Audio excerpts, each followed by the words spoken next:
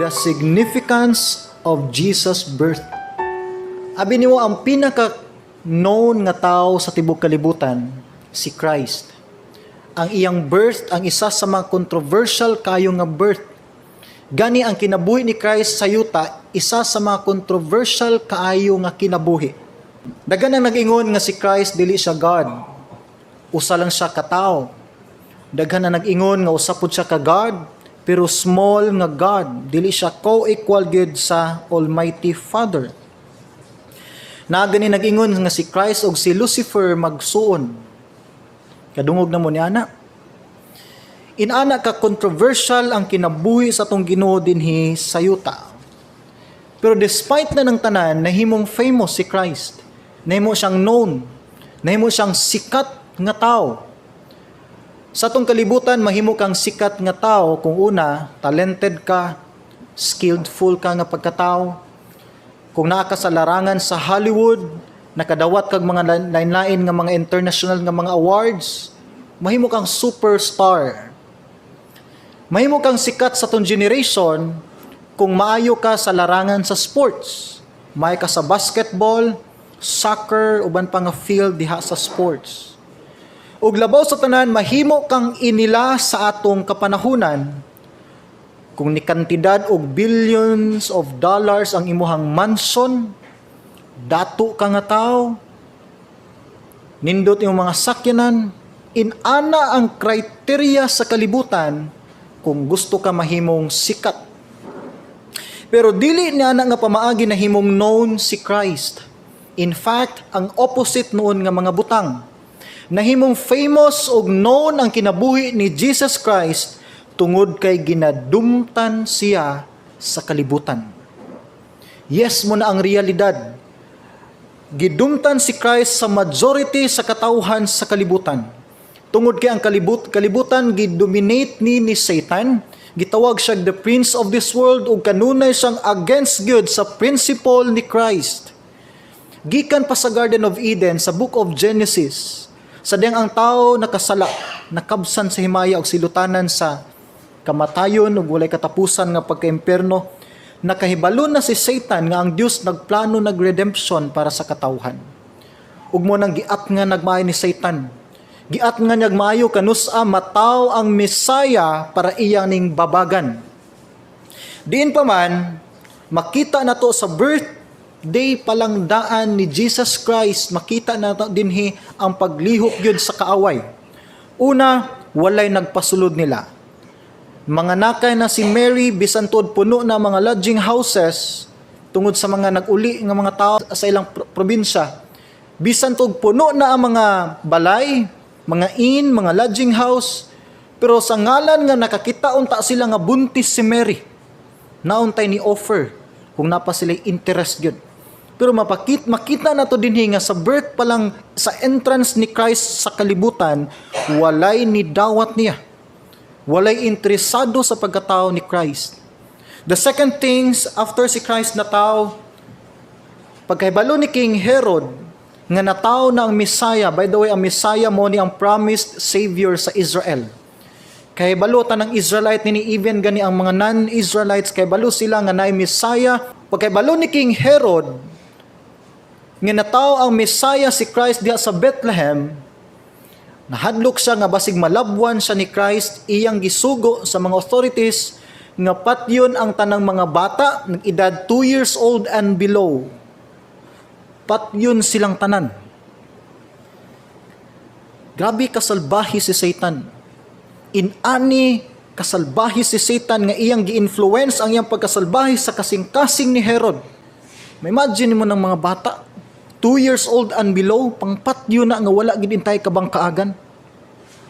Inana ang tinguha ni Satan.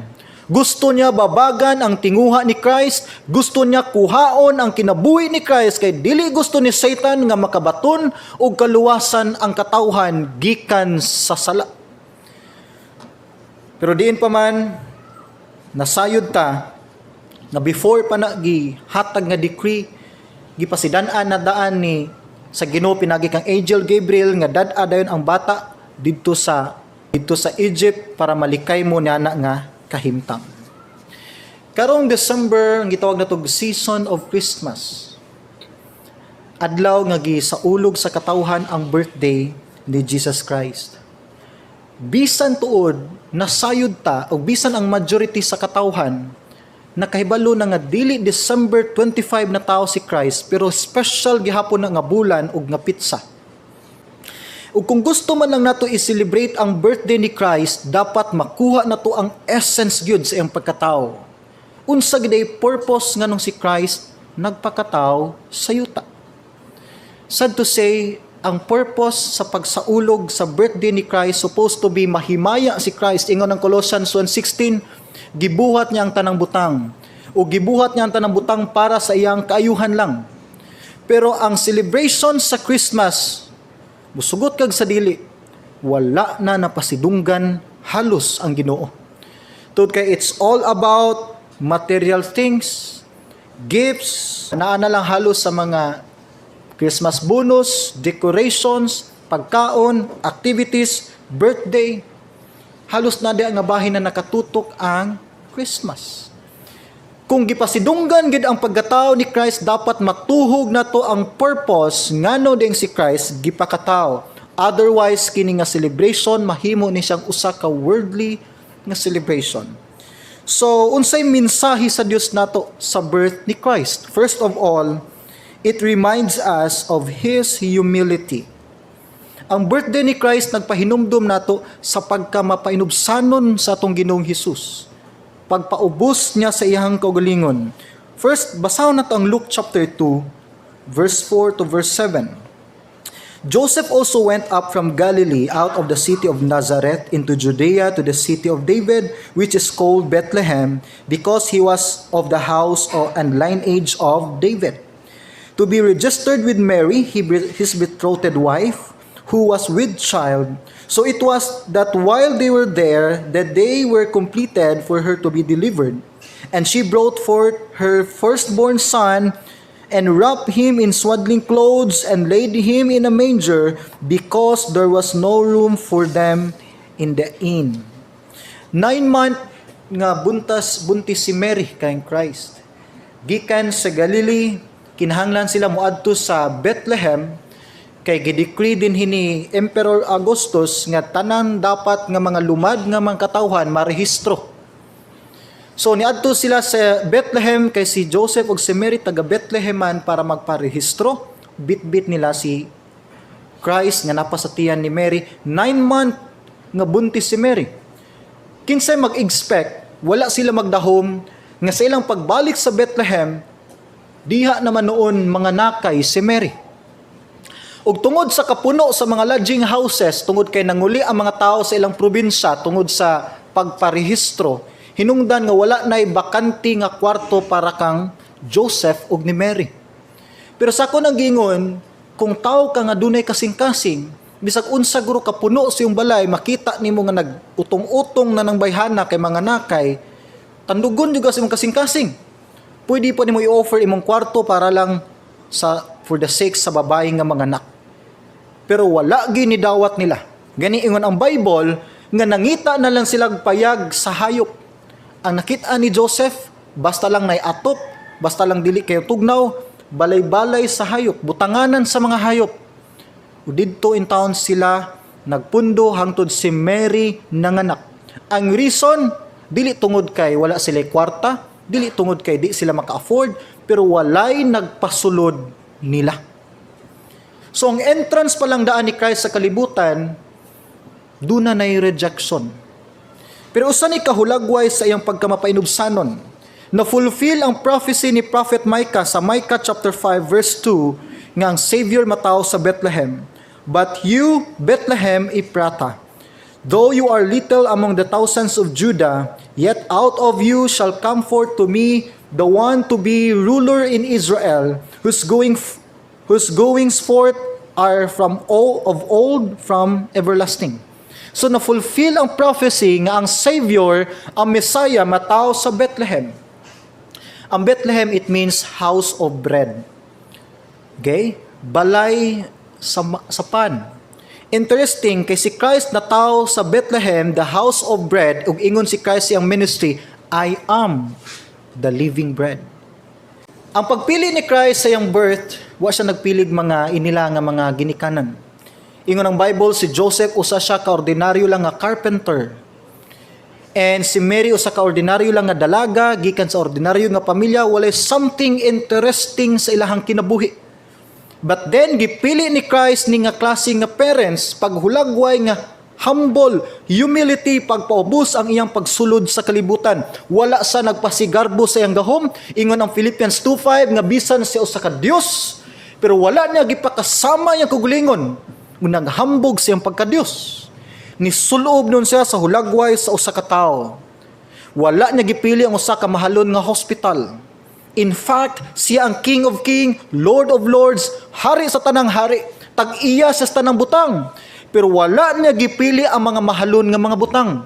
Gipili niya ang halos dili makatarunganon nga dapit ipanganak ka. Pero gipili ni Christ para mahimong humble ang hulagway sa iyang pag-entrance. Nagpakita ni sa mapainubsanon nga kinaiya sa atuang Ginoo.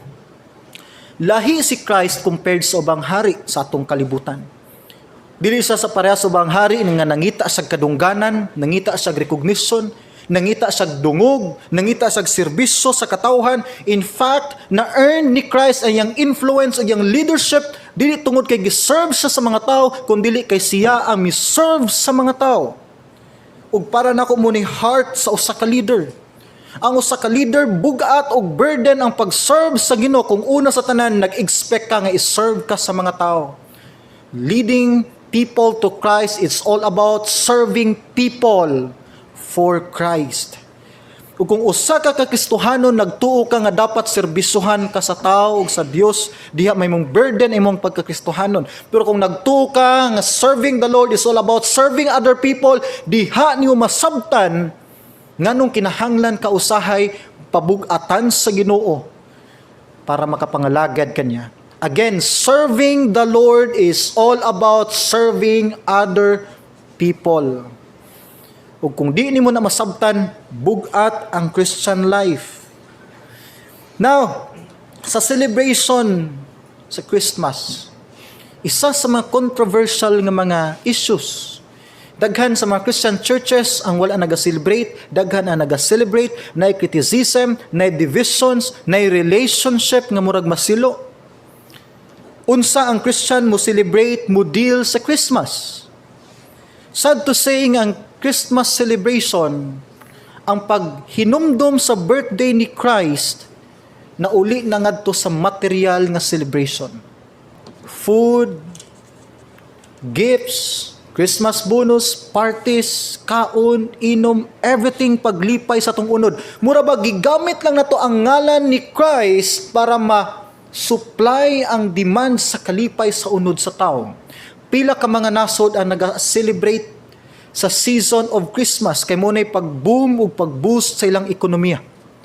Pila ka mga businessman, companies ang nag-aambak-ambak sa kalipay tungod kay nagadoble, triple ang ilang sales during Christmas. Murabag nahimo na nun siyang it's all about business. Dili na mao ang essence sa pagkatao ni Christ. Kung gusto man i-celebrate sa tao ang pagkatao gyud ni Christ, dapat i-celebrate nato ni sa insakto nga pamaagi. Ug nagtuo ko nga dako kig part ang mga Christians nini. Dili ko dogmatic sa mga celebrations. Ug ang issue, ang question dili kung naga-celebrate ba ka og Christmas or wala. Whether you like it or not, bisan pag unsaon nimo ingon nga wala ka nag-celebrate gid tag Christmas. We are participating this season, the celebration, whether you like it or not, traditionally, culturally, nahimo tang part nini. Adto tag mga Christmas sale. Mudawat tag Christmas bonus. Muhatag po tag mga Christmas gifts. Di man na may tabo kung dili Christmas. Pati na to Christmas party atong mga bata, kita po na Christmas party sa atong mga offices, sa atong trabahoan. Prepare po tag food during December 24. Sugat pa ta sa tuwang gabi. And there's nothing wrong with those celebration. For me, walay problema diha nga bahin. Ang iso, dili na. Tungod kay traditionally, maunay naanda na to. It has nothing to do with our belief. Wa ta nahimong pagano kung naghimo ta ng mga butanga. Ang iso dinhi, dili kung naga-celebrate ka, ang iso, giunsa nimo pagpasidungog ang Dios ni ana nga celebration. Ingon ni Paul, whether you eat or drink, do all for the glory of God. Buhatan ni nga makahimaya sa Dios. Question, nahimaya ba ang Dios sa pag-participate nato nini nga celebration? So dili ang celebration mismo, giunsa nimo pag-celebrate. Ingon ni Paul, preach the gospel in season or out of season. Bisa pag wala ka sa saktong kahimtang, pwede ka makapreach sa gospel. Pwede ninyo magamit ang bisan unsa nga kahimtang sa kalibutan para paghimaya sa Dios. Na ako'y nailhan nga mga churches tungod kay dili man usa, duha lang, more than 3 churches. Every December 24 sa gabi, nagahimo sila special service, worship service. Nag-invite sila mga silingan, mga bisita, libre pa ni hapon, ginalitsunan pa nilag baboy, libre mga gifts o mga giveaways. Of course, mudugo gid ang tao kay nay free. Pero di ana nga celebration, diha na ay sermon, na message. Ug ang message sa preacher, it's all about the purpose of the birth of Christ. Gina-emphasize nganong si Christ kinahanglan magpakatao sa yuta ug hantod mo lead na ngadto sa gospel of salvation.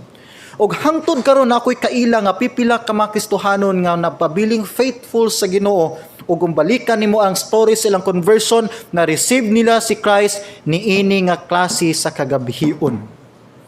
Gigamit ang maong season ang celebration sa kahimayaan sa Dios. Nakoy nailhan nga pamilya. Pipila ka mga pamilya pero linlain siguro ang ilahang pamaagi pero maurag content every December 24 sa gabi. As a family nagahimo sila gathering, ang head of the family ang bana mo lead sa short exhortation gikan sa word of God. And then ang mga bata, ang parents, kaubanda sa balay, naminaw sa pulong sa Ginoo. And then diha sila murinyo sila mga commitment sa Ginoo, diha sila muhimog bag-o nga mga vows sa Ginoo. Then maghimo sila prayer. Human sa prayer, usahan dayon nila ang pagkaon nga ilang gi-prepare December 24. Gigamit nila nga celebration para sa pagdasig sa matag usa. Every time inviteon kog mga Christmas party para mag-preach, ginat-grab na ko ng opportunities. Kay sa Christmas season, walay laing focus ang tao about ni Christ. Kinahanglan na nimo i-inline ang ilang belief about ni Christ. Every time inviteon ko sa Christmas party, wa ko laing message, ang gospel ni Jesus Christ. Nakoy nailhan nga mga young people, ilang himong pakulo every December, nagapractice sila choir, nagapanaygon sila. Pero lahi sa naandan nga pagpanaygon. Gawas nga ang ilahang kanta, gibahin ni sa upat ka klase nga tingog, 4 voices, choir nga maminaw ka, mura kag naminaw bitaw tingog sa mga anghel. Pag-abris pultahan, mura bag langit na ba? Pero dili sila mo'y mudawat og sinsiyo. Sila mo'y manghatag og mga gifts. Kantahan nilang tagbalay og mga hymns, Christian songs, choir. Nig-abli sa pultahan sila muhatag og Bible, kinilo nga mga bugas, muhatag sila gospel tracts, mo-offer pa sila prayer na nga family. Pagan ba na nga practice kay nanaygon? No, gigamit na nga opportunity para ma-serve ug maalagaran gihapon ang Ginoo. Again, it's not about this celebration. It's all about how you celebrate this celebration. Gigamit ba na nimo para paghimaya sa Dios? Kining celebration, dili ni kinahanglan mo divide og relationship between brothers and brothers, churches to churches. Kung iyahang belief wa siya nagpractice og Christmas, irespeto, ayaw siya i-offend. Kung siya nag-celebrate og Christmas, irespeto, ayaw siya i-offend. Ang purpose ni Christ yung pagkatao sa yuta, gipromote, gitudlo niyang isa ka karakter, isa ka attitude, humility, pagpaubos. Ug hinumdumi, mas importante ang imong kinaiya sa pagpaubos kaysa kapakyasan nga imong nakita sa usa ka tawo. Responsible gihapon ka sa imong attitude. Now, number 2, it reminds us of His authority. Ang pagkatao ni Jesus Christ, nagpahinumdum nato sa iyang otoridad, isip usa ka Dios. Isaiah chapter 7 verse 14, ingon ni Prophet Isaiah, "Therefore the Lord Himself will give you a sign. Behold, the virgin shall conceive and bear a son, and shall call His name Emmanuel." So ang prophecy ni Prophet Isaiah, ang isa sa mga signs nga maabot na ang Messiah, ang Savior sa Israel, na usa ka berhen nga babay nga mamabdos. Walay laing berhen nga babae nga namabdos nga wala hilabti sa usa ka lalaki. Si Mary lang, tungod ni sa paglihok sa balang espiritu sa conception ni Mary. Og ingon pa din tawgon siyag Emmanuel, nga ingon sa Matthew chapter 1, it means God is with us. Ang point din nga ang Dios nagkig-uban sa katawhan sa kalibutan, pinaagi sa presensya ni Christ dinhi sa yuta. Ikaduha, ang otoridad sa Dios naglihok gihapon sa yuta sa kalibutan, pinaagi sa presensya ni Kristo dinhi sa yuta. Now, although si Satan gitawag siya the prince of this world, naa say sistema nga naga-govern siya sa kalibutan, gitawag siya nga si author sa tanang kadaot sa tong kalibutan, pero wala na nagpasabot nga siya nay nagkontrol sa atong kalibutan. Ang Dios gihapon mo'y nay control. Kung mahadlok man ta sa mga prophecies, sa mga predictions, nga naiinani, naiinana, na persecution, na tribulation, dili ta dapat mahadlok. Kay bisan tod si Satan mo'y murule dinhi sa ubang aspeto, naa gihapon sa Dios ang final authority. Pasabot niini nga siya gihapon naay permission, naa gihapon niya ang control. Hinumdum mo ni Job, ingon si Satan, Ginoo, ako ning tagaan og sakit si Job, akong kuhaon tanan niyang kabtangan. Ingon ang Ginoo, okay Satan, buhata na, ayaw lag patya si Job. So si Satan nasa mga propaganda, nasa mga plano, destructive nga mga plans sa kinabuhi sa tao ug sa kalibutan, pero naa sa Dios ang permission gihapon niini. Dili ang Dios mo'y author sa mga bombings, sa mga gipalupad nga mga missiles. Dili ang Dios mo'y author sa World War II nga pila ka mga nasod ang nabungkag, kinabuhi ang nawad-an sa paglaom. Dili si Christ may author sa Holocaust ng millions sa mga Christians, Jewish ang nangamatay. Dili ang Ginoo may author sa mga kagutom, sa mga virus, sa pandemic. Si Satan ang author niya ng tanan, pero ang Dios mo'y nag-approve. Naa niya ang pag-disapprove ug ang pag-approve, ug kung itugot man na sa Dios, naa nay bugat kaayo nga purpose. Naanay lesson nga gustong itudlo ang Dios kanato. Wala ta masayod unsay naong gid sa Ginoo. Nay mga salida nga si Kristo bunguton, taas og buhok, napoy version sa salida nga si Christ bubuhok, wala poy bungot. Walay naka-preserve sa naong ni Christ. Walay photographer sa iyang time. Walay kameraman. Nakakuha lang tag idea sa naong ni Christ pinaagi sa mga movies nga atong nakita. Lain-lain nga mga actors, halos tanang nakita nako nga salida about ni Christ, puro mantisoy, puro pugi. Pero agad tay idea unsa ginaong sa tong Ginoo. For sure, usa siya ka Jew. Dili sa puti, dili pud siya black, katamtaman lang, usa ka kinayahan sa Jew. Usa siya ka Jewish. Pero bisan pa man di ta ka-sure sa ubang aspeto sa kinabuhi ni Christ, pero isa ka butang ang giingon sa Bible nga makasigurado ta kinsa siya. Siya ang gitagaan sa tanang kinatibuk-ang katungod sa yuta ug sa langit. Ingon ang Matthew 28 verse 18, ingon ni Christ, "And Jesus came and spoke to them, saying, All authority, tanan nga katungod, tanan nga kagamhanan, has been given to me in heaven and on earth. So si Christ ang dunay katungod sa tanang butang. Authority means permission, power, siya ay nag-rule, siya ay nag-control, siya ang naay influence. Moonay naa ni Christ. Pagkatao ni Christ, na iniabot ng mga wise men. Gitawag po silang 3 kings. Pero ang pinaka-the best is gitawag silang mga wise men, mga mago, man gud sila, nag-study sa bituon.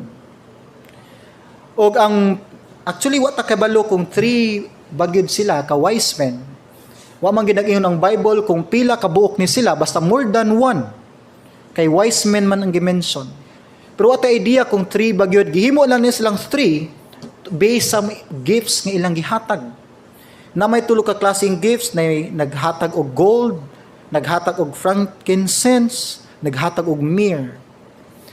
And kay tulo ka gifts, ni conclude lang pud ang tao nga posible tulo nila ka tao. Tagsa-tagsa nagdala og gift. Pero silent ang Bible. Pero dili na to makita dinhi nga sa birth pa lang ni Christ naa na niya iyang influence. Ug sa pikas bahin pud sa pagkatao ni Christ sa pikas field, gi-confirm sa angel ang pagkatao sa Messiah. Ingon ang Luke chapter 2 verse 8 ngadto sa 12. Now there were in the same country shepherds living out in the fields, keeping watch over their flock by night. So pagkatao ni Christ anang kagabiuna, naay mga magbalantay og karnero nga nasa open field, natulog uban ilang mga karnero. And usually ginahimo ni nila during summer. Kaya di nila ni mahimo sa tingtugnaw sama sa bulan sa December. Sa bulan sa December, ginatago nila ilang mga karnero sa sulod. Pero during summer, ginadala nila ilang karnero ngadto sa layo nga dapit, nagastay sila there for how many days, ginatulugan nila bisan sa kagabhion uban ilang karnero. Munang base sa study sa mga scholars nga posible ang birthday gid ni Christ naa sa summer. Kay sa Middle East, ang December walay manggawas nga mga shepherds ug mga karnero. And behold, an angel of the Lord stood before them, and the glory of the Lord shone around them, and they were greatly afraid. Verse 10, then the angel said to them, do not be afraid, for behold, I bring good tidings of great joy, which will be to all people. 11, for there is born to you this day in the city of David a Savior, who is Christ the Lord. And this will be the sign to you, you'll find a babe wrapped in swaddling clothes, lying in a manger.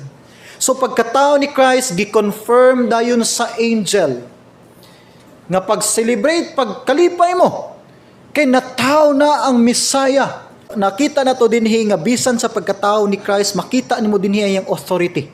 Nga ang angel, dali dayon mi naog, ug ni confirm sa birth ni Jesus Christ. Pagdako ni Christ, nag-preach siya sa katawhan uban ang iyang katungod. Makita na to dinhi nga nagdako si Kristo nga nanudlo nga dunay authority. Basaw na to Matthew 7:28 to 29. And so it was when Jesus had ended these sayings that the people were astonished at his teaching. For he taught them as one having authority and not as the scribes. So si Christ nanudlo siya, nag-rebuke siya, nagbadlong siya, nagtulid, nagmaymay, nag-preach siya sa iyang message nga dunay authority. Wa sa nag-quote according ni Kuan, sumala ni Kuan sama sa mga scribes, kundi gi-preach niya ang iyang message nga gikan niya mismo ang authority. Ingon niya, I am the way, the truth. Si Christ ang source sa kamatuoran. During sa personal ministry ni Christ, nasa authority mo cast out og mga devils. Nay tao nga nayawaan og iyang gi-rebuke ang yawa og mikaligyo kini sa pagdagan.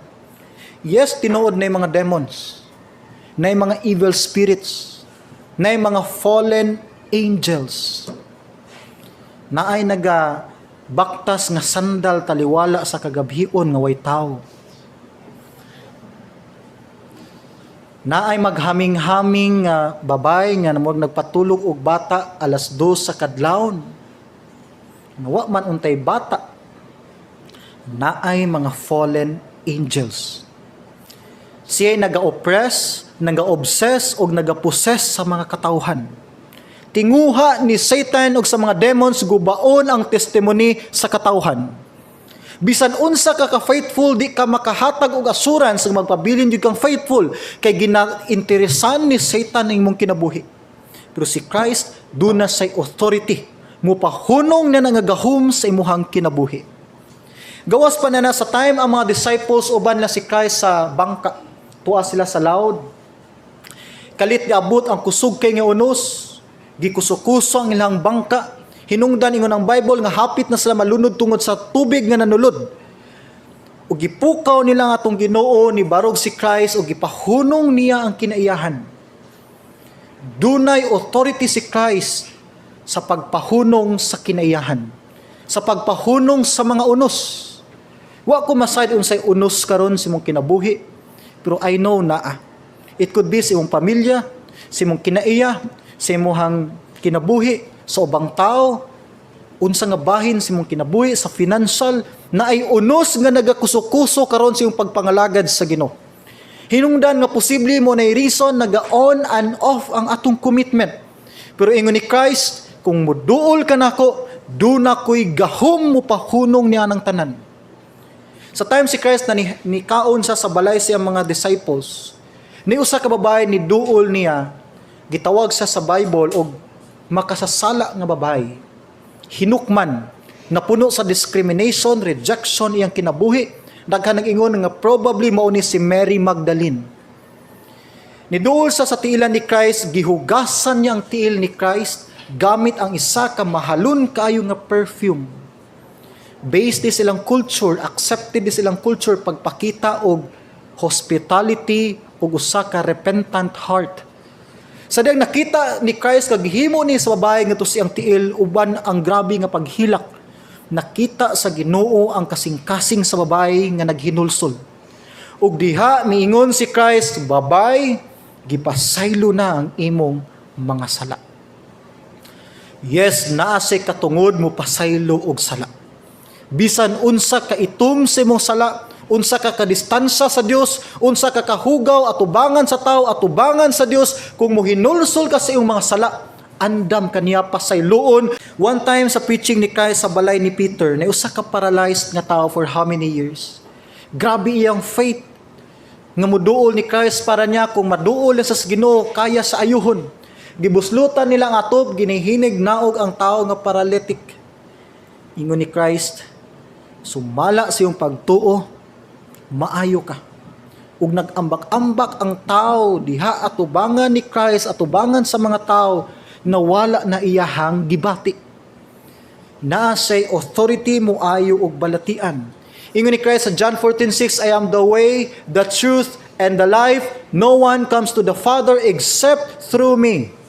Naa niya ang tanang katungod ug kagamhanan para sa usa ka tawo sa pagbalik gadto sa Amahan padulong sa langit. Naa ni Christ ang authority. One day mo balik si Christ. Sa ikaduhang higayon mo balik siya sa yuta. Og diha niya pamatud-an nga duna say otoridad sa paghukom sa kalibutan.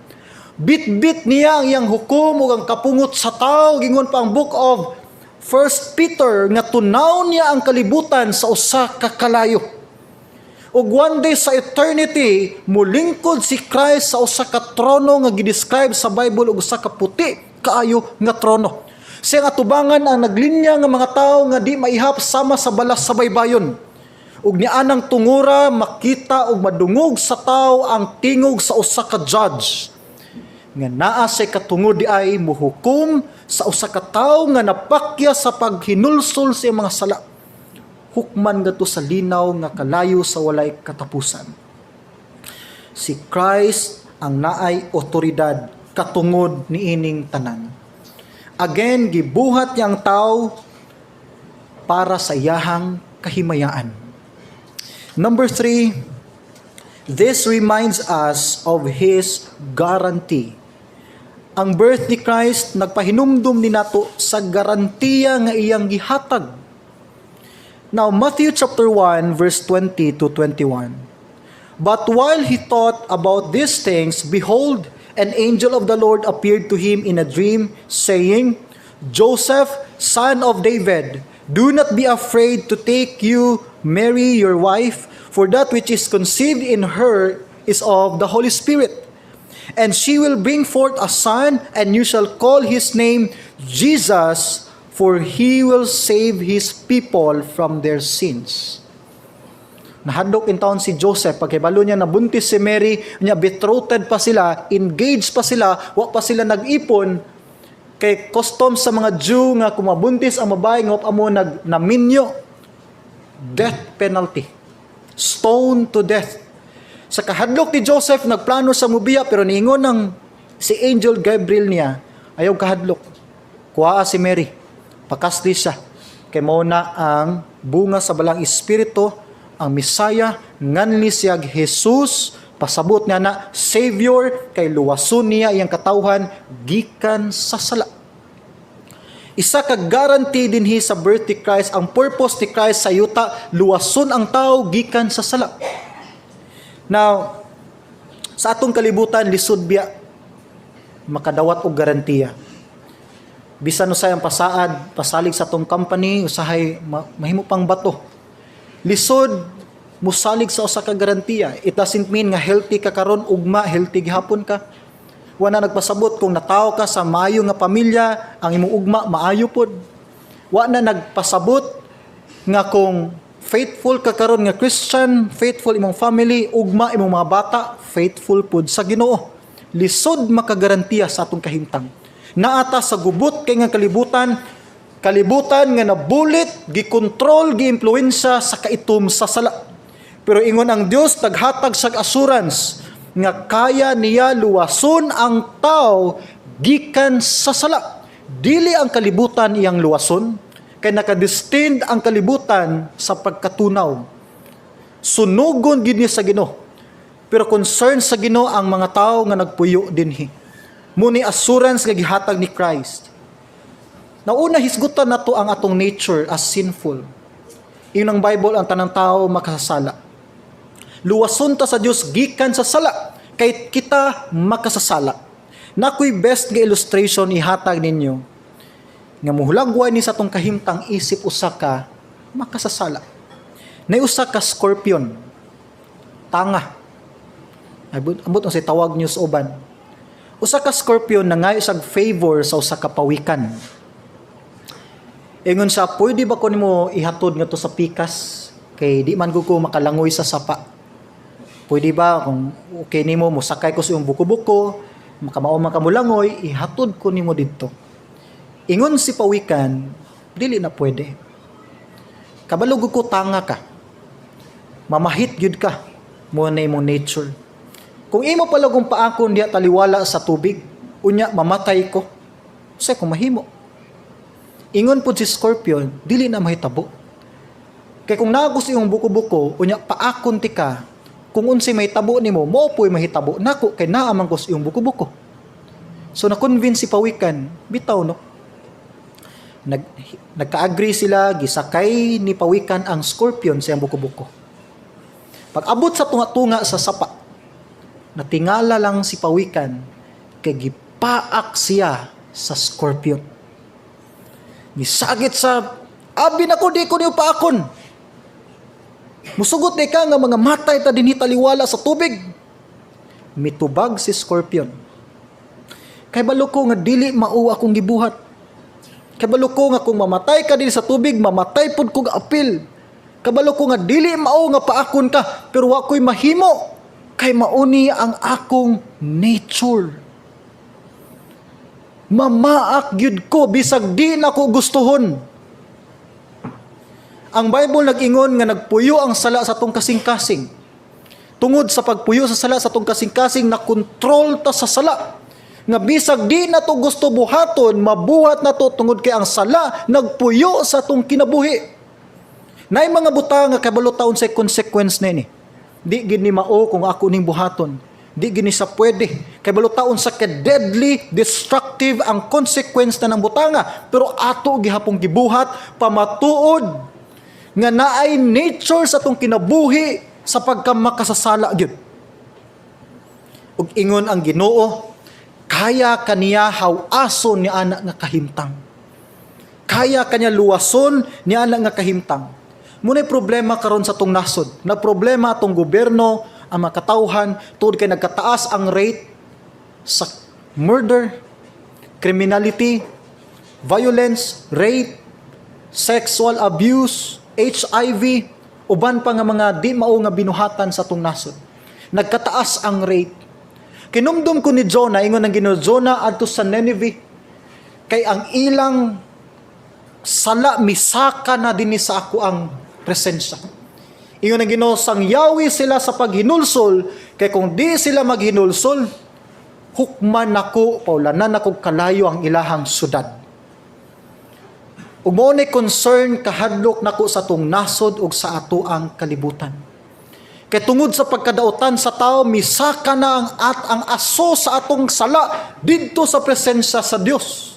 Munang di ta matingala one day munaog ang Ginoong Hesus sa paghukom sa kalibutan. Bag-o lang ang San Francisco nagsuffer sa grabing baha. Months ago ang Luzon kalit lang gibanla sa baha ug sa lahar. Unsay i-expect nato sunod? Unsay i-expect nato sunod nga buhaton sa Dios? Pamatuod ni nga ang kalibutan mismo apil ni nahimong damage sa sala sa tao. Di lang ang tao mo'y nabulit sa sala, apil ang kalibutan nga gipuy-an sa sala.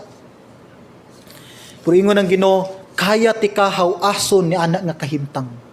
Ingon ang 2 Corinthians 5:21, for He made Him, na duha ka person, first ang He, second ang Him.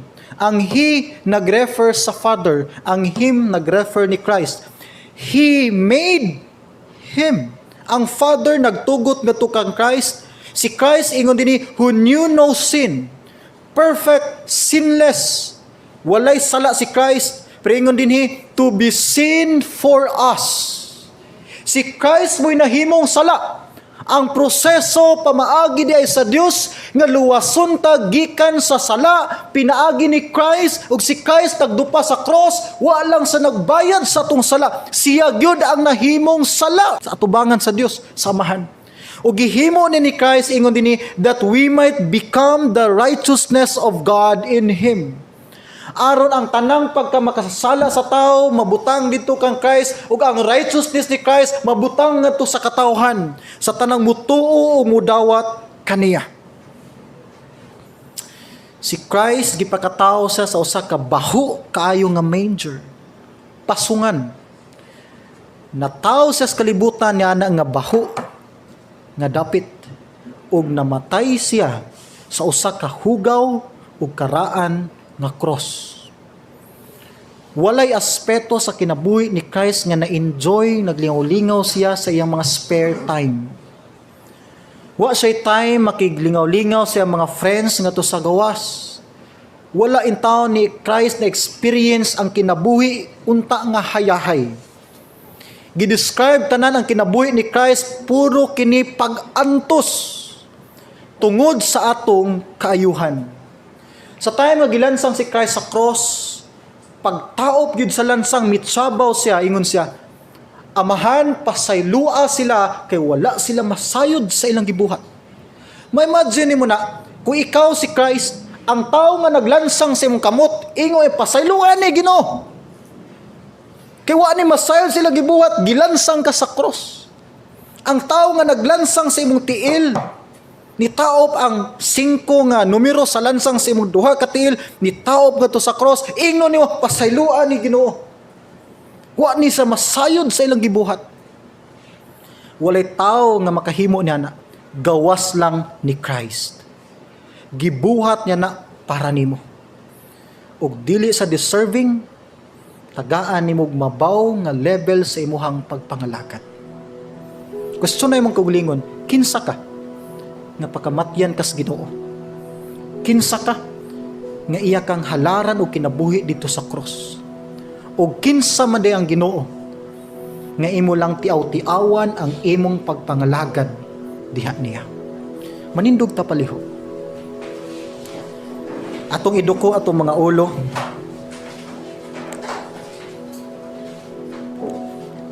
Palihog og piyong sa iyong mga mata.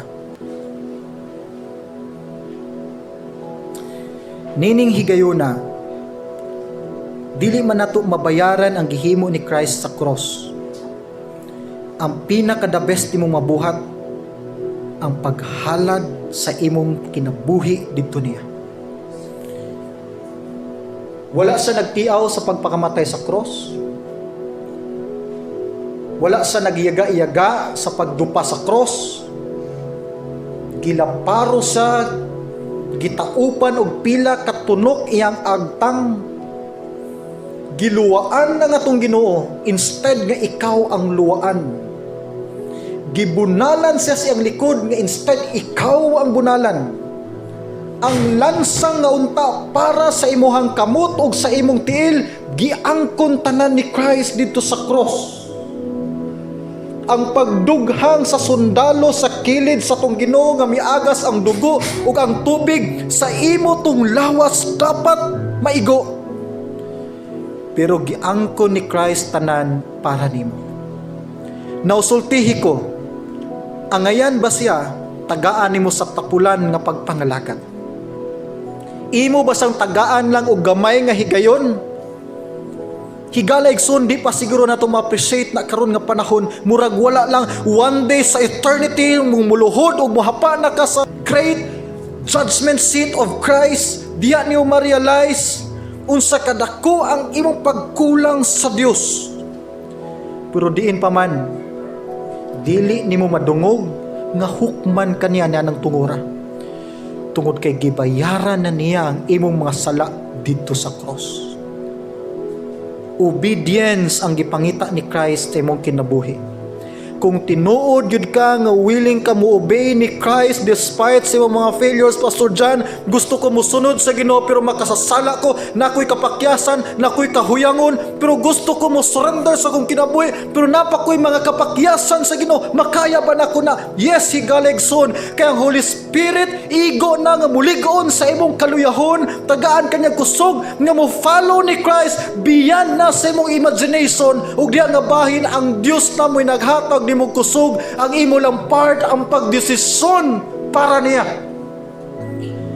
Ug I don't know unsa ta katalawan nga Kristohanon kung bisan ang paghimo lang sa pagdesisyon sa pagsunod ni Christ, dili pa nato mahatag sa Ginoo ug mahadlok pa ta. Wa sa nangayo og binuhatan nimo. Nagita lang sag usa ka kinasing-kasing nga pagdesisyon ug siya na'y bahala sa imong kinabuhi. Pati ba ka ng butanga, ikahadlok nimo, idalo nimo sa Dios. Hubo siya nga nagdupa sa cross, gikatawan, giyaga-yagaan. Ikaulaw ba nimo siya dinhi sa yuta? Proud ka dapat higalegsoon kay nakasabot ka nining mga butanga ug gipakamatyan ka sa Ginoo. I-challenge ti ka nining orasa. Kung dili nimo ikaulaw imong pagtuo, kung garbo proud ka nga si Christ ang imong Savior, mubuhi kag usa ka desisyon. I-surrender imong kinabuhi ni Christ. Kung walay pulos imong kinabuhi sa iyong mga silingan, sa iyong minahal sa kinabuhi, ginahukman na ka, ginajudge na ka sa katauhan, then atubangan ni Christ usa na ka precious kay nga gift kung imo nang isurrender. Wa sa nangitag perfect nga life, walay tao maka-perfect sa life. Nangita sa usa ka guba, usa ka dunot nga kinabuhi nga isurrender diha niya. Ug siyang atubangan usa na ka bililhon kaayo nga bahandi. Unsa ka kapakyas kaguba once it surrender nimo na sa Ginoo, bag-uhon ko niya ug mahimo kang precious siyang atubangan. Nining orasa pakigistoryahi ang Dios sa imong kinabuhi. I-surrender imong mga sala ngadto niya. I-surrender ang imong kapakyasan. I-surrender ang imong kaluyahon. O kung nahinahabilin nga pagtuo, pagsalig sa imong kasing-kasing, i-surrender na sa Dios. Ginoo mo lang ning nahabilin ako, Lord, pero gusto ko mahimong faithful ug dili ka balibaran sa Dios ni ana nga pag-ampo. Challenge nako dinhi ang gusto nang musunod ni Christ sa water baptism. Kung naka-decide ka, Ginoo, gusto nako mahimong obedient nimo diha sa pagpabautismo sa tubig. Buhata ang desisyon karon sa imong barugan o ang tanan nga nihimo sa desisyon nga walay pagduha-duha. Ihangyo nako modol din sa tubangan aron formally i-accept ka sa church. So kinsa dinhi ang gusto na mo forward for water baptism, palihog tag duol dinhi sa tubangan. Amen. Amen. Nasayod ko nga dili wala nyo gikaulaw ang Ginoo sa inyong desisyon. So right now we have 8 candidates for water baptism. Pag-ampo ta, Ginoo, nagapasalamat bisi mo kaayo. Salamat Lord nga taliwala sa pandemic, Ginoo, gitagaan minimog pruweba nga naglihok gihapon kanini nga iglesia. Salamat Lord nga dunay gahom imong mga pulong. Dunay gahom ang Holy Spirit dining orasa Lord nga nikonbiktar sa among desisyon. E-bless ni Lord nga mga candidates nga Ginoo mahimo pang lig-on ilang commitment sa pagsunod nimo. I-bless ilang kinabuhi o ilang mga desisyon. Ingon man sa tanan karon Ginoo, karon nga naka-witness sa ilang pagtuog, obedience. I-bless Lord ang among kinabuhi. I-bless di nga church. Salamat sa iyong mensahe nini nga kabutagon. Sa ngalan ni Jesus. Amen ug amen.